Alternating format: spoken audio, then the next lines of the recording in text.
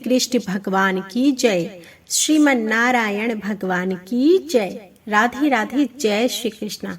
आप सभी का दिन शुभ हो। आज आप सुनेंगे मार्गशीर्ष मास महात्म्य में आगे का अध्याय। इससे पहले के अध्याय को सुनने के लिए, वीडियो को लाइक करने के लिए आप सभी का धन्यवाद। आपने कल सुना था ध्रुव का वनगमन और मरीचि आदि ऋषियों से भेंट का वर्णन। अब इससे आगे की कथा आप आज की वीडियो में सुनिए। माता जी, तुमने मेरे चित्त को शांत करने के लिए जो वचन कहे हैं वे दुर्वाक्यों से बंधे हुए मेरे हृदय में तनिक भी नहीं ठहरते। इसलिए मैं तो अब वही प्रयत्न करूंगा जिससे संपूर्ण लोकों से आदरणीय सर्वश्रेष्ठ पद को मैं प्राप्त कर सकूं। राजा की प्रेयसी तो अवश्य सुरुचि ही है और मैंने उसके उदर से जन्म भी नहीं लिया। तथापि हे माता, अपने गर्भ में बड़े हुए मेरा प्रभाव भी तुमने देखा। उत्तम जिसको उसने अपने गर्भ में धारण किया है मेरा भाई ही है। पिता का दिया हुआ राज आसन वही प्राप्त करे। भगवान करे ऐसा ही हो। हे माता, मैं किसी दूसरे के दिए हुए पद का इच्छुक नहीं हूँ। मैं तो अपने पुरुषार्थ से ही उस पद की इच्छा करता हूँ जिसको पिताजी ने भी नहीं प्राप्त किया। श्री पराशर जी बोले, माता से इस प्रकार कहे ध्रुव उसके महल से निकल पड़ा और फिर नगर से बाहर आकर बाहरी उपवन में पहुंचा। वहां ध्रुव ने पहले से ही आए हुए 7 मुनीश्वरों को कृष्ण मृग चर्म के बिछौनों से युक्त आसनों पर बैठे देखा। उस राजकुमार ने सबको प्रणाम कर अति नम्रता और समुचित अभिवादन पूर्वक कहा।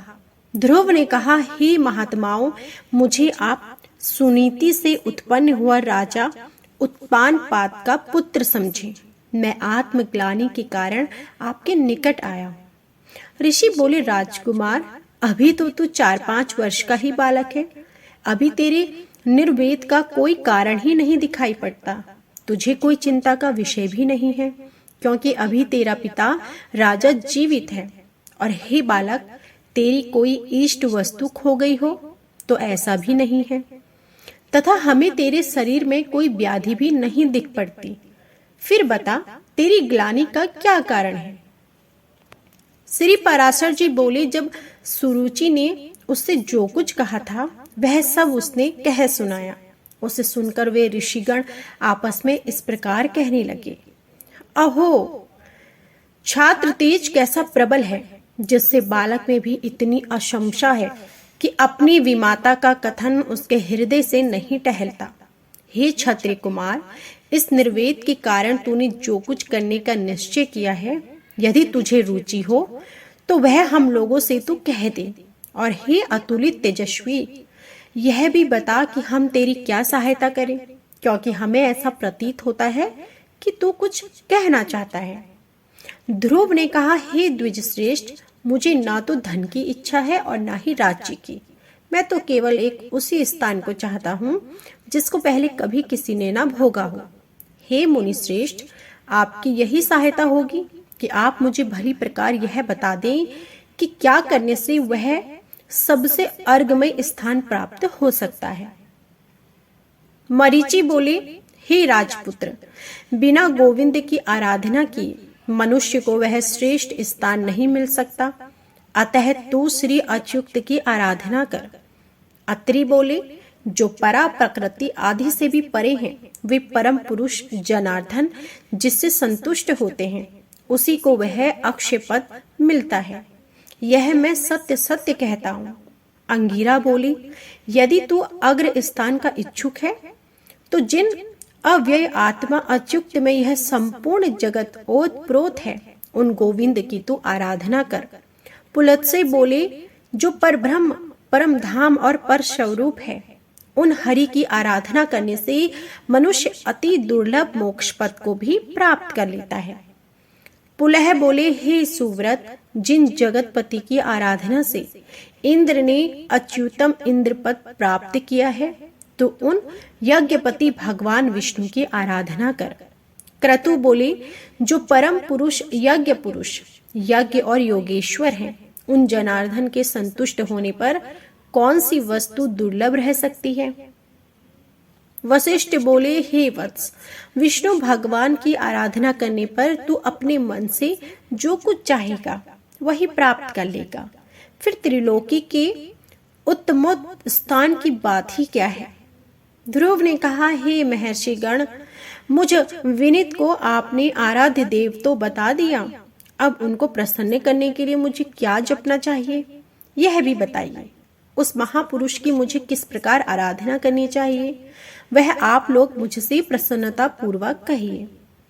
ऋषिगण बोले, राजकुमार, विष्णु भगवान की आराधना में तत्पर पुरुषों को जिस प्रकार उनकी उपासना करनी चाहिए वह तो हमसे यथावत श्रवण कर।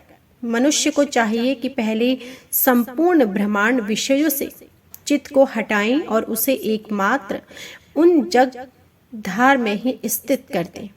हे राजकुमार, इस प्रकार एकाग्रचित होकर तन्मय भाव से जो कुछ जपना चाहिए वह ध्यान पूर्वक सुन।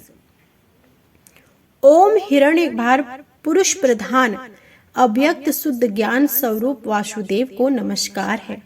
ओम नमो भगवते वासुदेवाय। इस मंत्र को पूर्व काल में तेरे पिता महाभगवान स्वयंभू मनु ने जपा था। तब उनसे संतुष्ट होकर श्री जनार्दन ने उन्हें त्रिलोकी में दुर्लभ मनोवांछित सिद्धि दी थी और उसी प्रकार तू भी इसका निरंतर जप करता हुआ श्री गोविंद को प्रसन्न कर। श्री पराशर जी बोले, हे मैत्रेय, यह सब सुनकर राजपुत्र ध्रुव उन ऋषियों को प्रणाम कर उस वन से चल दिया और हे द्विज, अपने को कृत्य समान कर वह यमुना तटवर्ती अति पवित्र मधु नामक वन में आया। आगे चलकर उस वन में मधु नामक वन में वह रहने लगा। उस वन में मधु नामक दैत्य रहने लगा था, इसलिए वह इस पृथ्वी तल में मधुवन नाम से विख्यात हुआ। वहीं मधु के पुत्र लवण नामक महाबली राक्षस को मारकर शत्रुघ्न ने मथुरा नाम की पुरी बसाई। जिस मधुवन में निरंतर देव श्री हरि की सन्निधि रहती है, उसे सर्व पापहारी तीर्थ में ध्रुव ने तपस्या की। मरीचि आदि मुनीश्वरों ने उसे जिस प्रकार उपदेश किया था, उसने उसी प्रकार अपने हृदय में विराजमान निखिल देवेश्वर श्री विष्णु भगवान का ध्यान करना आरंभ किया और इस प्रकार हे विप्र, अनन्यचित होकर ध्यान करते रहने से उसके हृदय में सर्वभूतानमय भगवान श्री हरि सर्वोत्त भाव से प्रकट हुए। हे मैत्रेय, योगी ध्रुव के चित्त में भगवान विष्णु के स्थित हो जाने पर सर्वभूतों को धारण करने वाली पृथ्वी उसका भार ना संभाल सकी। उसके बाएं चरण पर खड़े होने से पृथ्वी का बायां आधा भाग झुक गया और फिर दाएं चरण पर खड़े होने से दायां भाग झुक गया और जिस समय वह पैर के अंगूठे से पृथ्वी को बीच से दबाकर खड़ा हुआ तो पर्वतों के सहित समस्त भूमंडल विचलित हो गया। हे महामुनि, उस समय नदी, नद और समुद्र सभी अत्यंत शुद्ध हो गए और उनके शोभ होने से देवताओं में बड़ी हलचल मची। हे मैत्रेय, तब याम नामक देवताओं ने अत्यंत व्याकुल हो इंद्र के साथ परामर्श कर उसके ध्यान को भंग करने का आयोजन किया। हे महामुनि, इंद्र के साथ अति आतुर कुष्मांड नामक उपदेवताओं ने नाना रूप धारण कर उसकी समाधि भंग करना आरंभ किया। उस समय माया से रची हुई उसकी माता सुनीति नेत्रों में आंसू भरे उसके सामने प्रकट हुई और बोली, हे पुत्र, ऐसा कहकर करुणा युक्त वचन बोलने लगी। बेटा, तू शरीर को घुलाने वाले इस भयंकर तप का आग्रह छोड़ दे। मैंने बड़ी बड़ी कामनाओं द्वारा तुझे प्राप्त किया है। अरे, मुझ अकेली अनाथा दुखिया को सौत के कटु वाक्यों से छोड़ देना तुझे उचित नहीं है। बेटा, मुझ आश्रयहीन का तो एकमात्र तू ही सहारा है। कहाँ तो 5 वर्ष का और कहाँ तेरा यह अति उग्र तप। अरे, इस निष्फल क्लेशकारी आग्रह से अपना मन मोड़। अभी तो तेरे खेलने कूदने का समय है। फिर अध्ययन का समय आएगा, तदंतर समस्त भोग भोगने का समय आएगा और अंत में तपस्या करना ही ठीक होगा। बेटा, तुझ सुकुमार बालक का जो खेल कूद का समय है उसी में तू तपस्या करना चाहता है, तो इस प्रकार क्यों अपनी सर्वनाश में तत्पर हुआ है? तेरा परम धर्म तो मुझको प्रसन्न रखना ही है। अतः तू अपनी आयु और अवस्था के अनुकूल कर्मों में ही लग, मोह का अनुवर्तन ना कर और ना तप रूपी कर्मों में लग और ना अधर्म से निवृत्त हो। मोह का अनुवर्तन ना कर और इस तप रूपी अधर्म से निवृत्त हो जा।